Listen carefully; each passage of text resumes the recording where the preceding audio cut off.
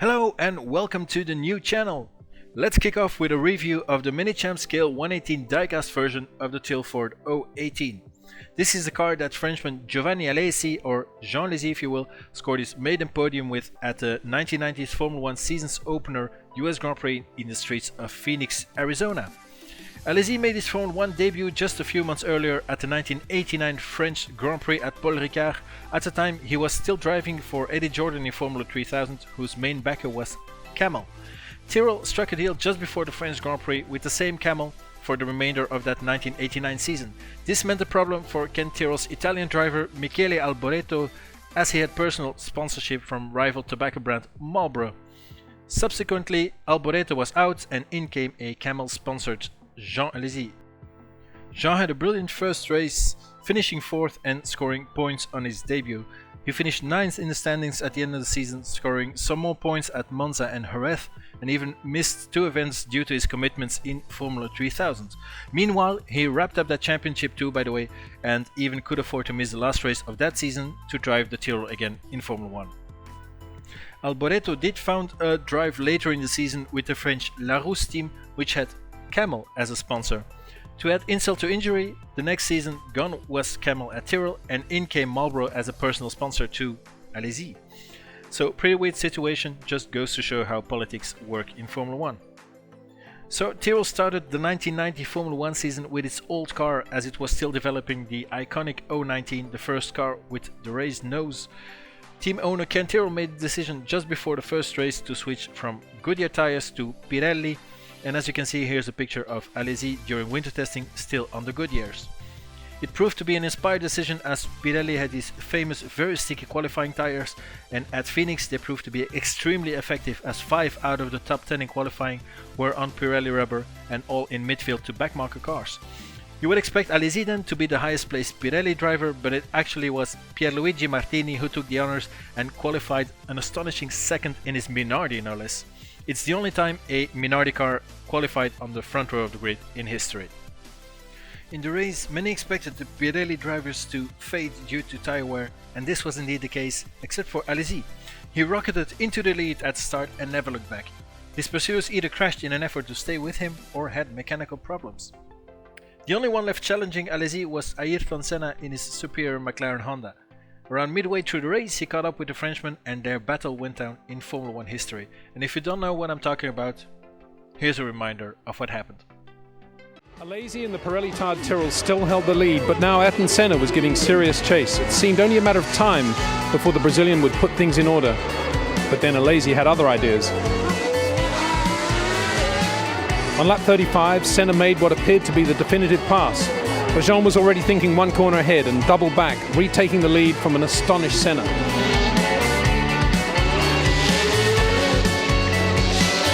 Senna repeated the move on lap 36, but this time blocked the inside run into turn 2. Alesi snapped at Ayrton's heels like a hungry dog over the remainder of the lap.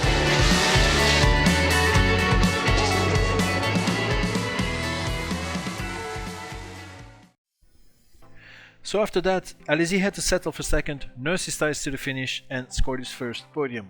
He of course made a statement and was very hot property at the time.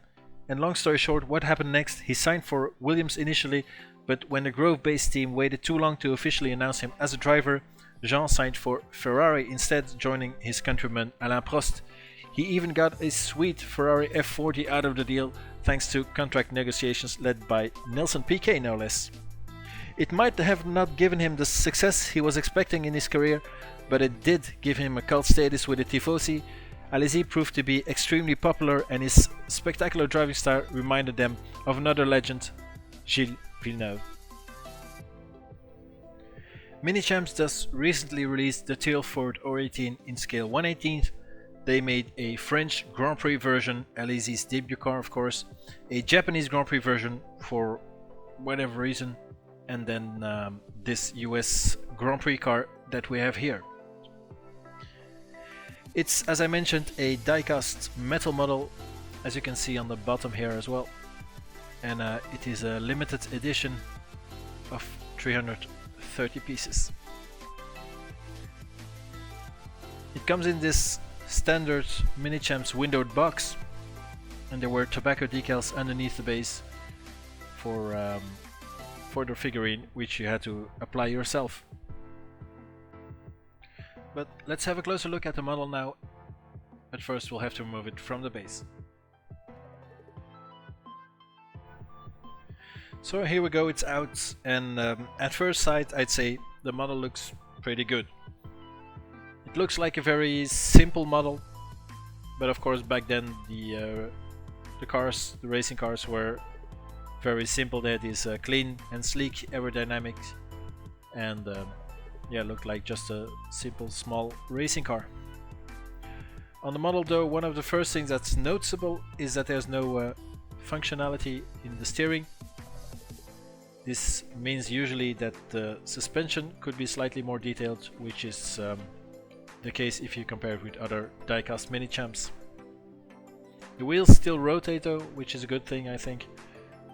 And speaking of these wheels, they're pretty nicely made.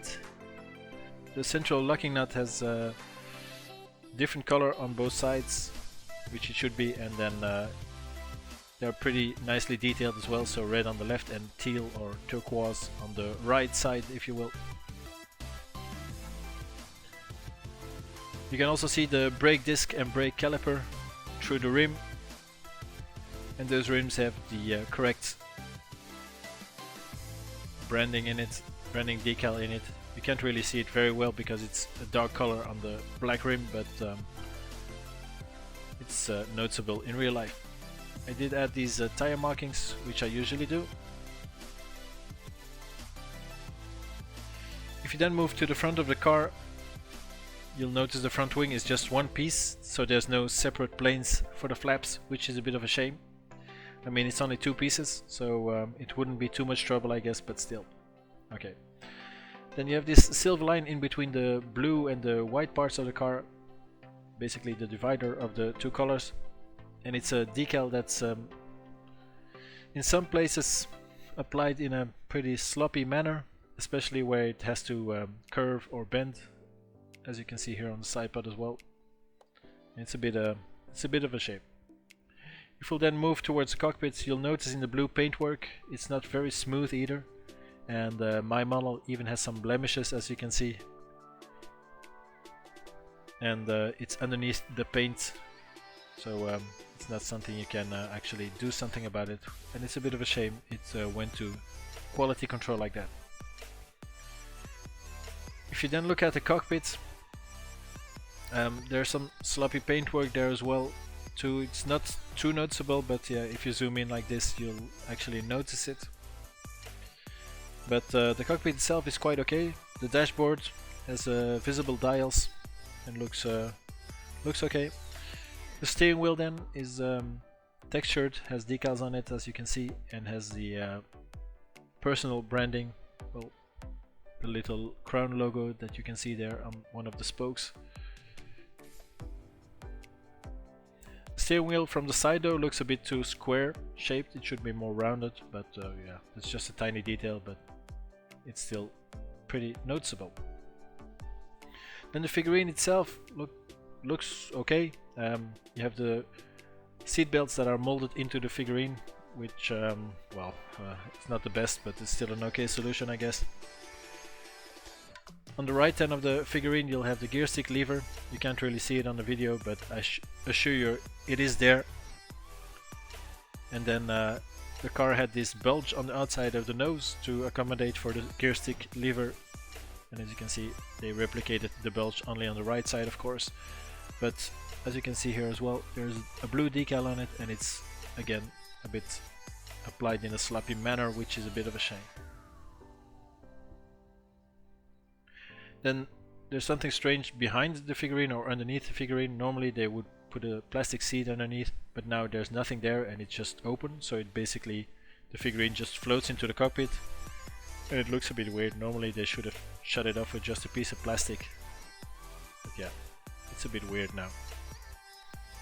Another minor complaint is about the helmet. It's pretty good, but the shape of it looks a bit too modern to my taste, especially the visor. And there's something that I don't understand, is that Minichamps used those generic helmets before, which had those more a shape more similar to the late 80s to 90s helmets, and they even used that helmet shape on the recently re-released Jordan 191s, as you can see here. So if you used it on that model, why not on this one? But we'll move along, and on the floor of the cockpit you'll notice these protrusions. They're asymmetrical, which is pretty cool. Minichamps actually picked up on that and put it on the model like that. On the airbox as well you have this little piece of detail which I always like. It's the little pull ring, which is an actual ring. Most model makers, they use a decal or just a red line to replicate that, so pretty cool. One thing I don't really like is the insides of the side pod intakes. They're pretty shallow and it's just painted black. They used to have these fake plastic radiators which look better than this, but yeah, okay, it's not the case. Moving to the rear wing is one piece. Again, these flaps are not cut out, which is a bit of a shame. The rest of the back is pretty basic, not too much detail on it. As you can see, the exhaust as well there, not too much details on it, and I think there's a rear light missing, but I'm not really actually sure. So overall I'd say it's an okay model, certainly not bad, and it looks to be quite correct, but the sloppy finishing doesn't justify the price for me. If it were under €100 I rate it higher, but yeah, it is what it is. So I hope you enjoyed the review, and I hope to see you soon for the next one. Thanks for watching, see you.